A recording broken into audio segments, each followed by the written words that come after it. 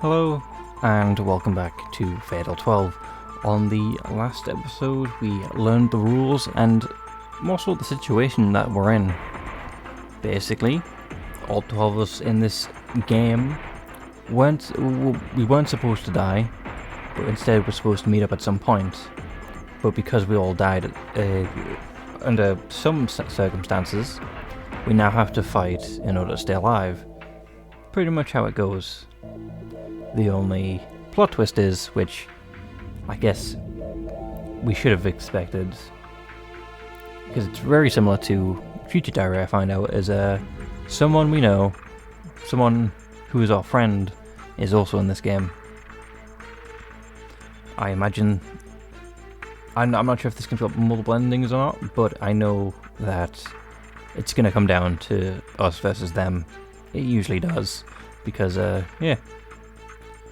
So, you know, I forget this person's name, but this person is the rule, well, I'm not going to say the rule maker, but the enforcer, the person keeping track of everything.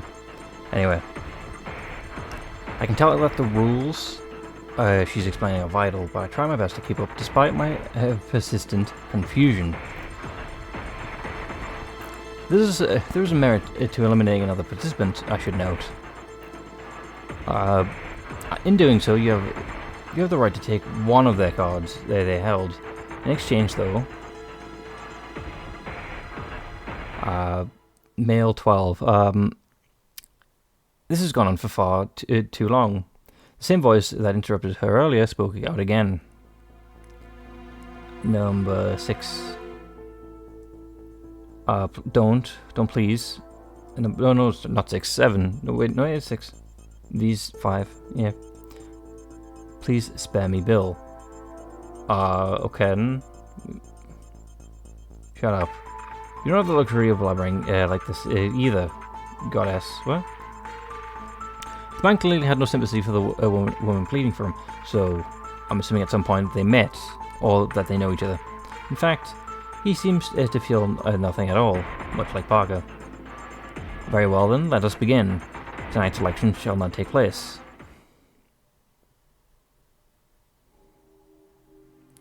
I can't recall much of what happens next. Once the man on platform 12 elects the woman on platform 6, they both rise up towards upwards out of sight. Not long after, platform 12 descends with the man on it.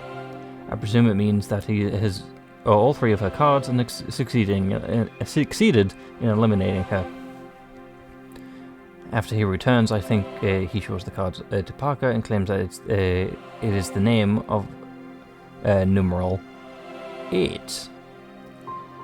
Having to say which card they take is probably what she would have explained if he hadn't interrupted her earlier.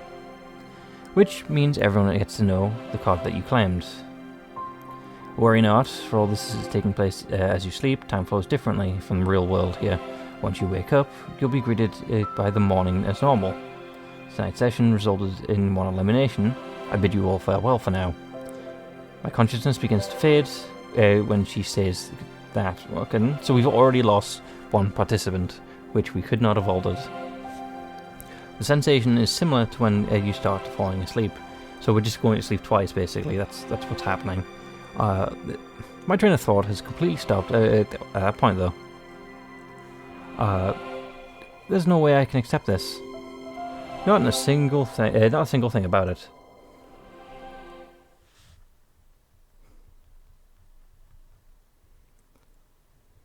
And we're just back at home, as if nothing ever happened.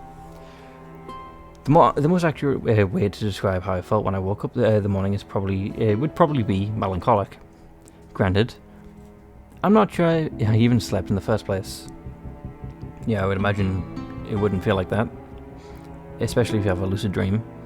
But what I am sure of is that certain things that I've forgotten have come back to me. Wednesday, May 2nd, Nomi and I were on our way back to the Lion House from school. We were trapped in a fire on the station at the time. That explains why fire is this is as my cause of death. hold on. Cards. Card book. Name, cause of death is... No, wait, no. That's not our cause of death.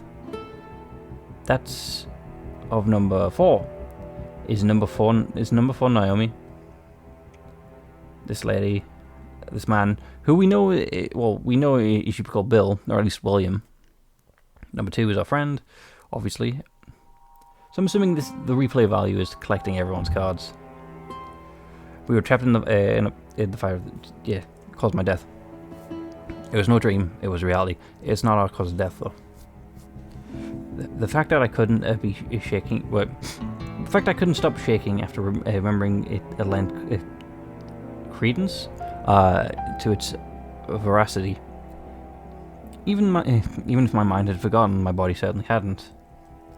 The fire broke out so fast that I barely had time to react, although I remember feeling a relief knowing that Naomi was safe. Was she, though? As soon as the fire happened, I'm not entirely sure. My body starts to quiver, and I get a headache. Wait, hold on. If Naomi is safe, right, and obviously because we presumed it was a dream. So how does Naomi perceive it? Did she just have a dream about our death? Assuming she survived? My body starts to get headaches whenever I try and think back. However, I do recall a very specific bag and a keychain attached to it for some reason. It turns out that I indeed met Parker after my death too.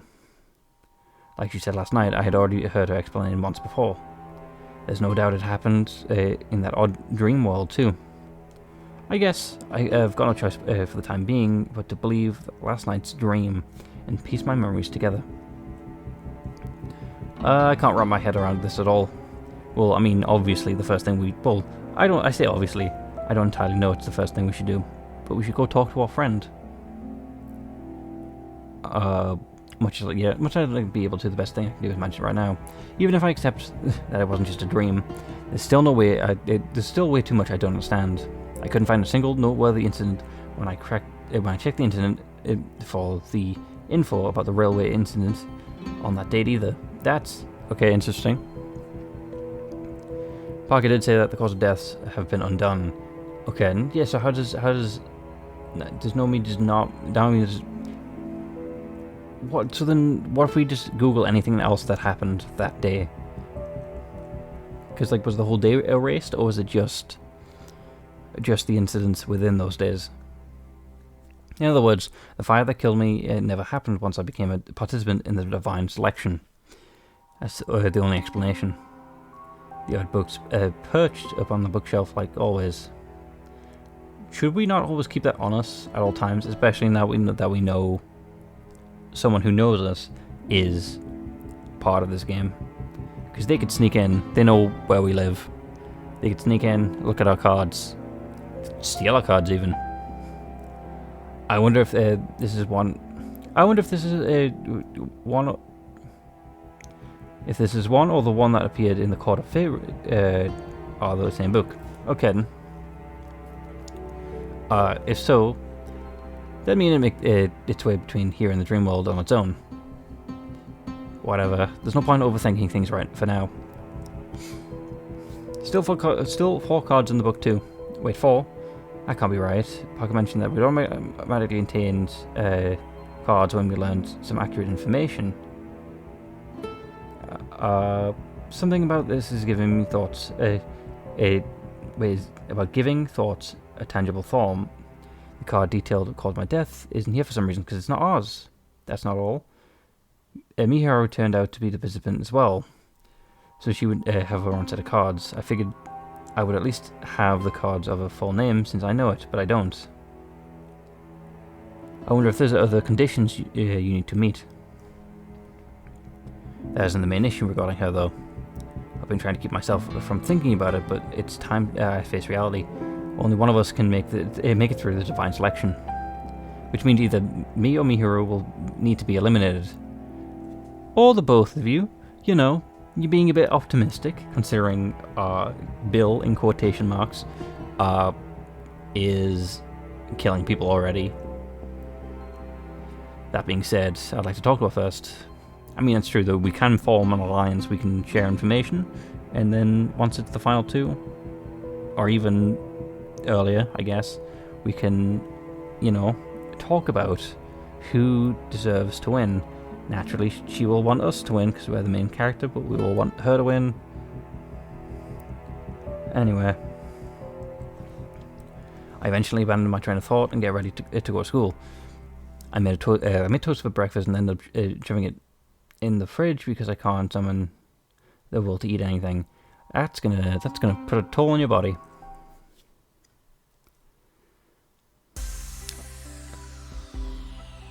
Morning, Rennie. I was already in the classroom by the time I arrive. Emeka? I was going to say Emeka for some reason, but Emeka Girls University High School, also known as Emeka High. An apparently traditional school with facilities from kindergarten right up to college. It's co-ed though. They're co-ed through middle school, but at the high school level, all the boys have to go elsewhere. Damn, they just kick out all the boys. People seem to have this image of it being one of those stereotypical all-girls Christian establishments, but it's not much different from a typical top-tier school. Yesterday was fun, wasn't it? Yeah, fun. Totally wasn't a traumatic night for us. Can't motivate myself to give a cheerful reply. I mean, isn't that the best thing to do though? Is to pretend everything's alright? Because when I saw what I saw last night refuses to leave my mind. Accepting the fact that I should be dead is proving to be a bit tricky. Hey now, where's your enthusiasm? Still tired from yesterday? Yeah, just say yes. Wouldn't be surprised considering how much we walked around. Yeah, I ended up falling asleep as soon as I got back. Probably why I woke up super early this morning too. I thought you were going to fall over based on how the sprite tilted. That explains why you're here on time on Monday. On a Monday. Well there, let's not imply that I'm always late on Mondays. Even though it's true. Talking to mine helps cheer me up a bit. If it turns out that last night wasn't a dream, it wasn't just my imagination, then I really don't know what to do about it. I'm probably better off just living my life like the usual. Until you die, again, or get erased from his existence. Until I get a chance to speak with my Miharu at least. Ironically enough, Miharu hasn't arrived by the time class begins. I imagine because she's trying to avoid us.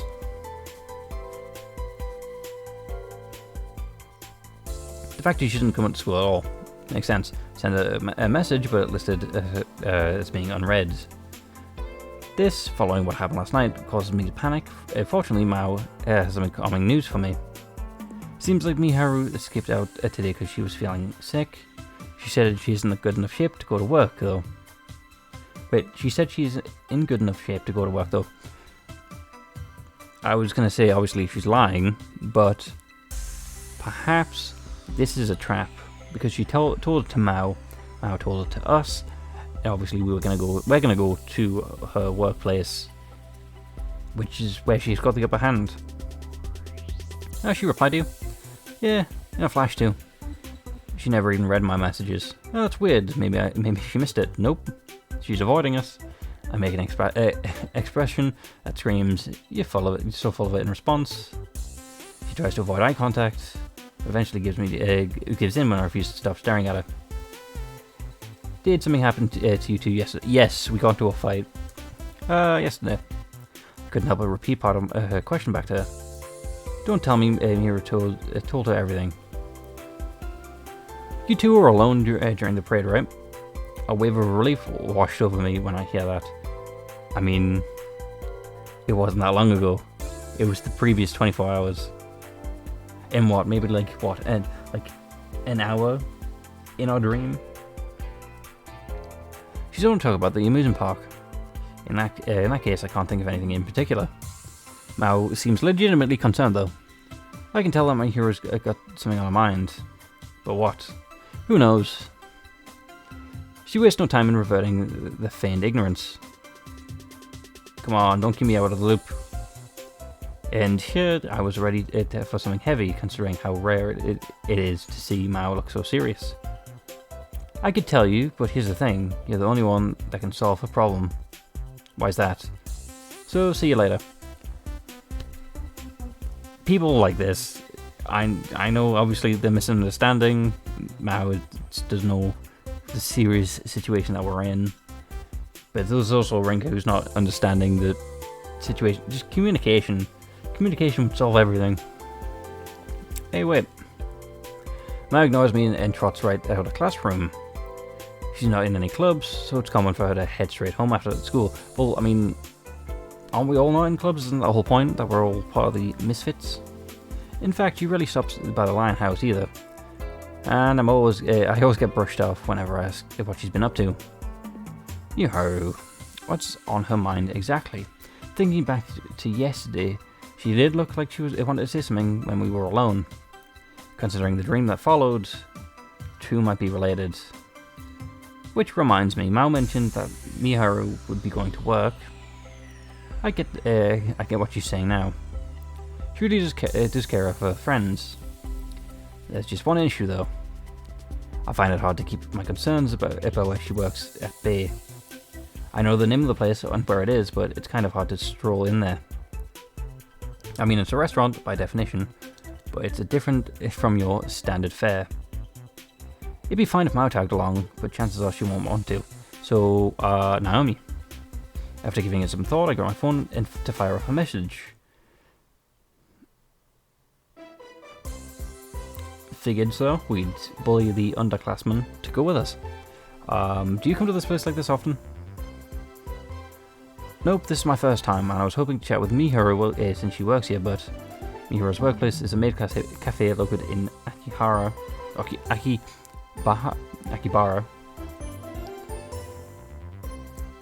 It's a small, privately run establishment, so the staff has to wear maid outfits, meaning none of the usual business from your bigger outlets.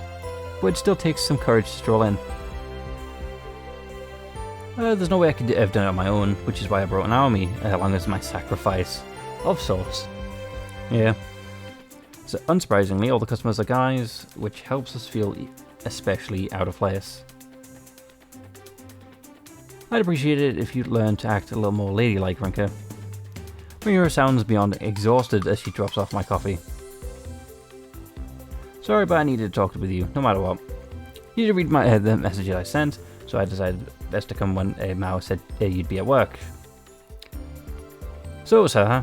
She messaged me this morning why I wasn't feeling too well, so I replied, I should be able to make it at work. You messaged me this afternoon, didn't you? Yes. During lunch break.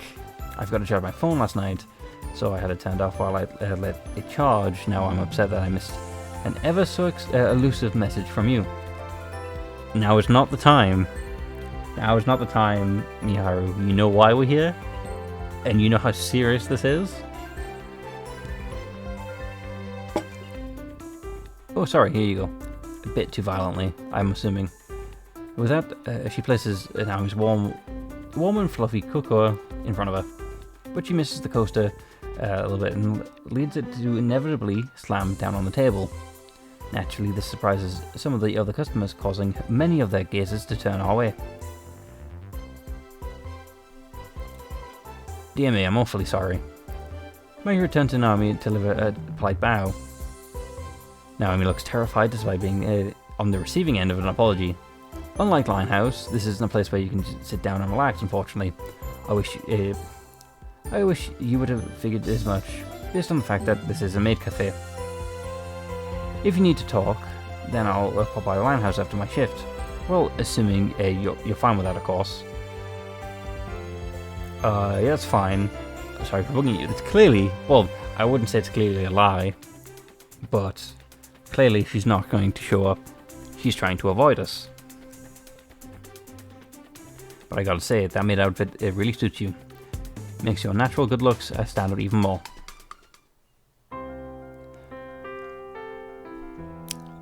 It suits me? Wow, I never thought I'd live to see the day you say that to me. Now that you've gone, it got me all embarrassed. Her face is bright red as she says that, very uncommon occurrence. You'd imagine that she'd be used to customers complimenting her, but I guess it's different when it's a classmate. Classmate. Totally not love interest. I only chose this job because I could earn good money in exchange for acting nice to people. Acting, you don't want to say acting nice, do you? Well, I mean, even though I'm assuming everyone knows it's an act. But after hearing that, I'd say it's been worth it. I'm not sure what you should say that out loud. Yeah, I agree with Naomi. Right, when Naomi says that, the other customers burst out in laughter. As you can see, it's just how I do things. Everyone else is fine with it. That's pretty cool. Yeah, if everyone's fine with it, I guess. As much as I can appreciate how these places have unique work environments, I still don't really like being in one. Yeah, I wouldn't come here personally. Anyone who likes to go there, feel free. It's just not my cup of tea, really. Anyway, sit back and relax. She gives us a perfectly rehearsed smile, a work smile, and before moving on. I'm not too sure if my coming along was a good idea.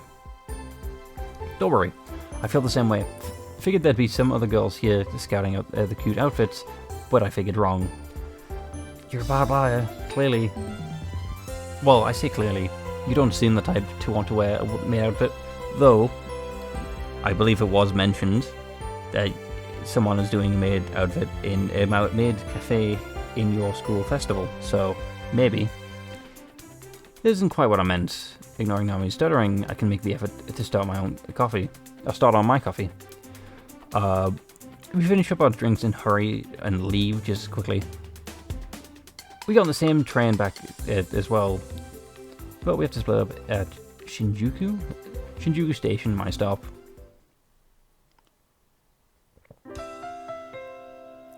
Once it hit 9 PM, I start preparations to close up shop. I opened up pretty late today, so there weren't many customers. We used to get a lot of people coming for lunch when my gran ran the store, but I can't make much. It's no surprise that they'd stop coming. Even so, the fact that some people still come by because they enjoy being able to relax and chat here makes me happy. It's a nice atmosphere to have.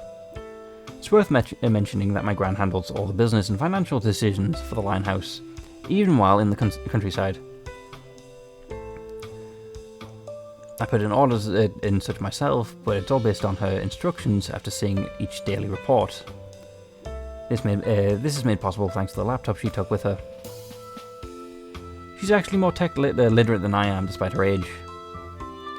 Around the time I finish cleaning up the store, someone manages to make their way through the door. Hearing the little bell jingle, I overlook to see who it is. I'm surprised to see you. Hello.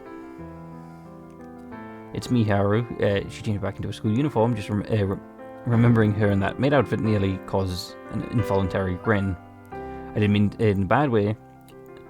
It looked a lot better on her than I imagined, although I bet most things do, considering she's tall and stylish. In the end, it's a work outfit.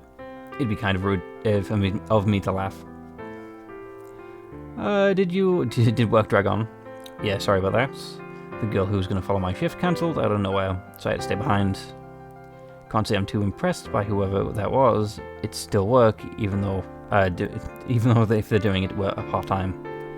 It's one of those jobs where you get paid a lot for relatively easy work, so I'm not surprised. You won't find many of us working there actually trying to make a living off of it. Most of us are there just to make some money on the side. It carries extra weight when you of all people talk about someone's work ethic, though. The same applies to you. The majority of Miharu's wages go straight to the living expenses thanks to her situation at home. She doesn't pay for tuition either, thanks to a scholarship.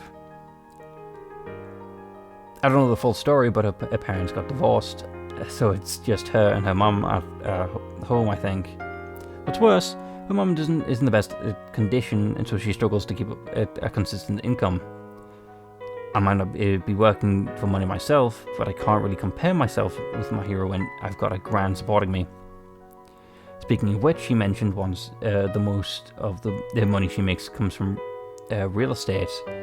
It always brushes me. What? She always brushes me off when I try and dig deeper into it. Anyway, you wanted to speak with me, right? Is it all right if I get my hopes up? You know exactly what this is about. This'll take a while, so grab a seat. I take off my apron and move to sit down with her. It won't take long at all, actually. She stops me before I can take a seat, and then she continues. I saw what unfolded in the dream world myself. There's no denying that both of us should be dead right now. How did you die? Well, I guess you can't tell us that, can you? But it is something we are curious about because you weren't with us when we died. It seems that we don't quite remember the details of how it happened, though. It came back to me afterwards. My memory's still jumbled up, but now I know that last night it wasn't the first time I met that girl, or goddess, or whatever you could want to call her.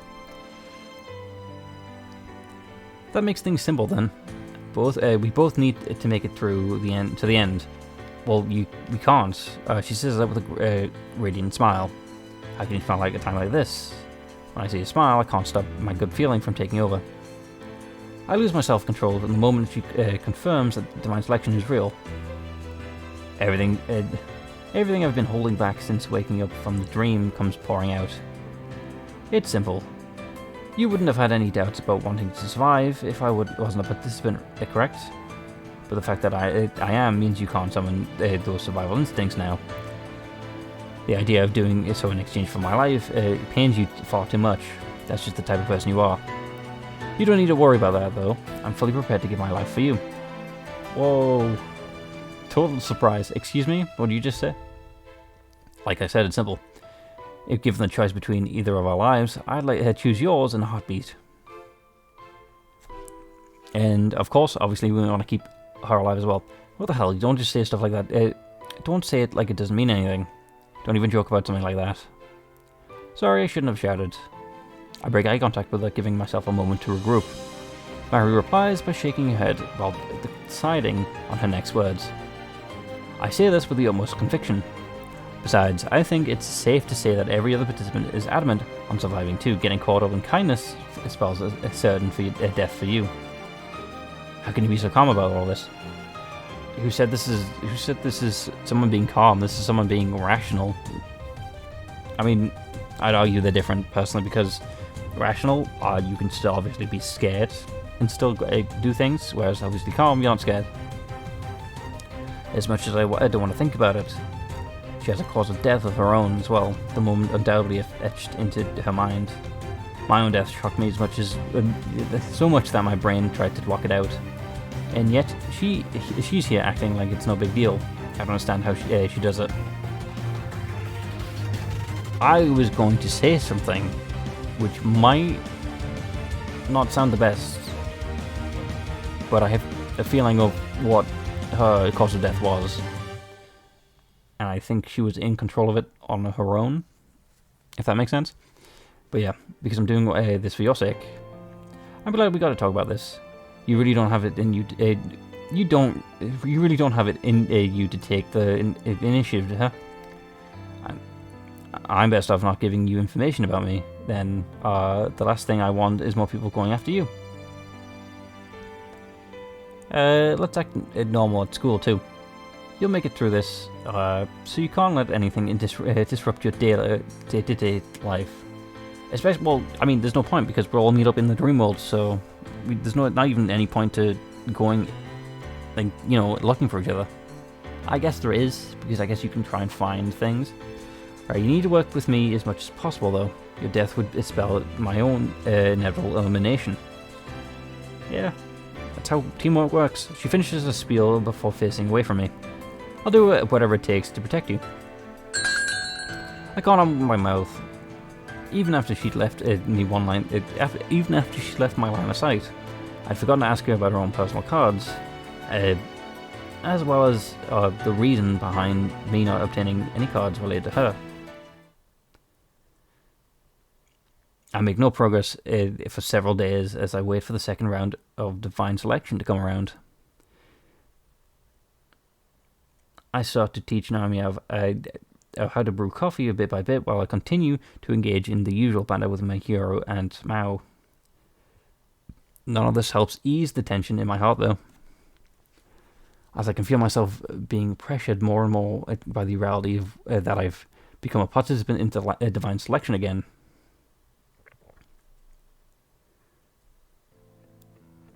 There are people in this world who don't deserve to live. and I've never had any issue counting myself among them. I spent my life stealing and killing as part of the mafia in southern Italy. I got to go where I am today through countless betrayals. I was never too big. I was never in the big leagues, but I managed to find success as a mafioso.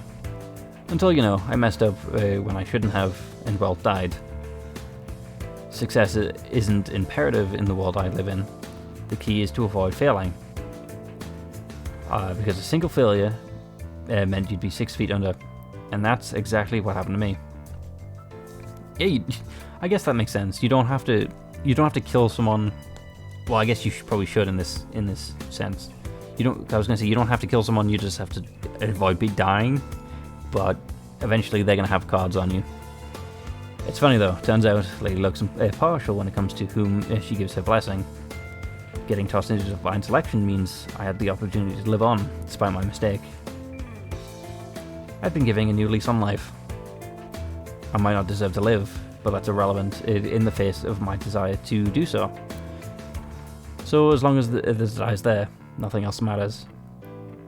That's the Federico Cominati way of life. Isn't that who we are? Isn't that the card we had?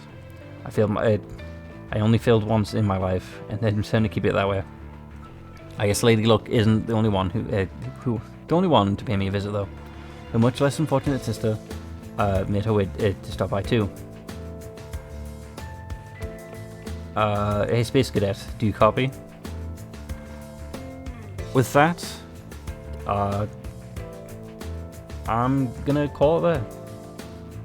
It looks like we have switched perspectives, so I think it's even more reason to. Hopefully you've enjoyed this so far, and hopefully I can see you on the next one. With that, goodbye.